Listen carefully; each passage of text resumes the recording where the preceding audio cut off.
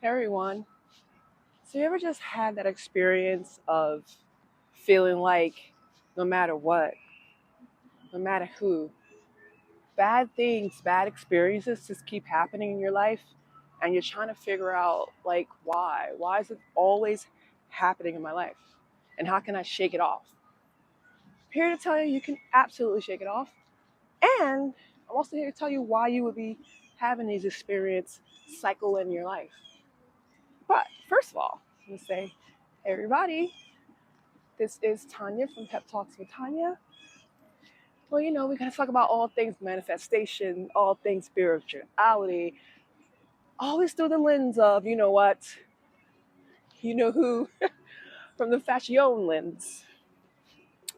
But, uh, but like I was saying, you're noticing negativity cycling more into your life, and you're just like, why? Why is this? And it's like, when I would see that happen to me in the past, it started really with me recognizing my inner conversation with myself and recognizing that my inner conversation to myself was so limited.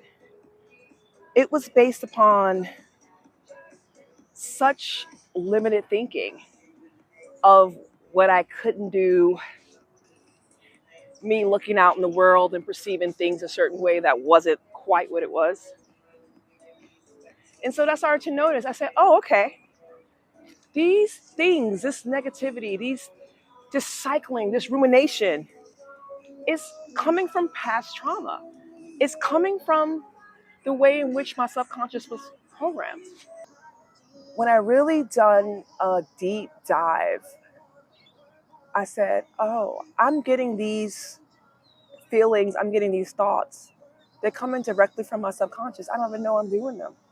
They've been embedded in my mind, and I've mentioned this before, from things I've heard as a child, as a young person, things I took in when I didn't or wasn't able to filter out the BS.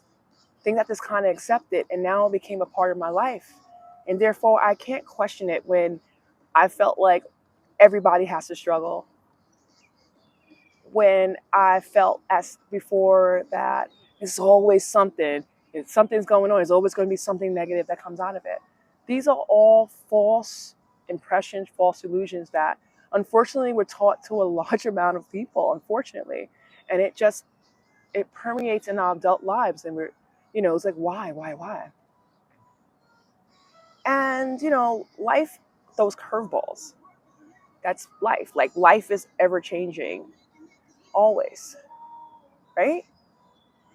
However, what I was able to do is instead of being challenged beyond my limits, those challenges, I was able to start overcoming them. Because when I followed my Neville Goddard, and I mentioned this last week, when I started to read up on Neville Goddard and his philosophy of your imagination creates, this world is literally made from your beliefs and your assumptions. And that's up to you. When I started to just do it a little bit, just a little bit every day, I would visualize just a little bit, do just a little bit. And then realizing the power that I held to determine what I would envision, determine what I would imagine, determine what I would visualize and believe. When I realized I had the power to do that, everything flipped. Everything changed. And it's a such thing called controlled imagination. Yes, your imagination creates. But what are half of us doing? What are most of us doing?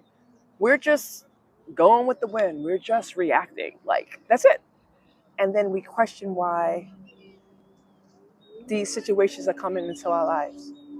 Instead of having an intention, instead of having a focus, of a controlled focus on what you want and what you already have, 'cause let me tell you, everything you have, everything you had, everything you will be, everything you are is already here. Creation is already finished. It's done. So you have the power to control yourself and control your imagination. And the biggest thing, you work on it just a little bit every day to focus on that person, focus on that vision, focus on that thing that you want to be. Not ignoring, and I stress that, not ignoring, because ignoring is a kind of focus. Processing that emotion, recognizing, okay, this is a thing that's happened, but I'm not going to identify with it. It's a thing that's absolutely happened. I'm aware, I see it, but I'm not going to identify with this nonsense, this negativity. I see you, and I'm going to choose differently. I'm going to control my imagination. I'm going to be still, rest. It's done. It's done. And I started to do that. And it was incremental changes that I started to notice in my life. I was like, okay, oh, I thought, okay, well, some of the things I was thinking, things were always a struggle. Wow.